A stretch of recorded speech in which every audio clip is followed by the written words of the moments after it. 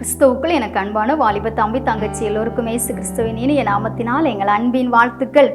இந்த நாளிலும் பரம தகப்பன் இயேசு உங்களுக்கு கொடுக்கிற வார்த்தை ஆதியாகமம் 32:26 பின்பாகம், நீர் என்னை ஆசீர்வதித்தால் ஒழிய உம்மை போக விடேன் என்றான். எனக்கு அன்பான வாலிப தம்பி தங்கச்சி, வேதத்திலே சொல்லப்பட்ட இந்த யாக்கோவை போல தேவனோடும் மனிதனோடும் போராடி மேற்கொள்ளுகிற வாலிபர்கள் எழும்ப வேண்டும். நீர் என்னை ஆசீர்வதித்தால் ஒழிய உம்மை போக விட மாட்டேன் என்று அவருடைய பாதத்தை உறுதியாய் பிடித்து ஜெபிக்கிற வாலிபர்கள் எழும்ப வேண்டும்.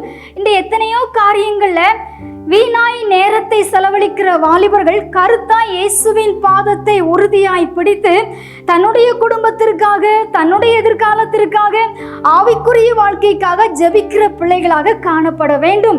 இந்த வாலிப வயதிலே கிடைக்கிற நேரத்தை வீணாக்காமல் எந்த அளவிற்கு இயேசுவின் பாதத்திலே நேரத்தை செலவழிக்கிறீங்களோ வருங்காலத்திலே அந்த அளவிற்கு நன்மையை பெற்று உயர்த்தப்பட்டு ஆசீர்வதிக்கப்படுவீங்க. வீணாய் நேரத்தை செலவழித்தால் ஆசீர்வாதமும் இல்லாமல் வாழ்க்கையிலே உயர்வும் இல்லாமல் போயிடும். நீங்க கவனமா இருக்கணும். இந்த வாலிப நாட்களை கிறிஸ்துவுக்குள் பயனுள்ளதாய் இனி நீங்க மாற்ற போறீங்க. கர்த்தர் யாக்கோவை போல உங்களை உயர்த்தி ஆசீர்வதித்து கனப்படுத்த போகிறார். God bless you. I love in my Jesus.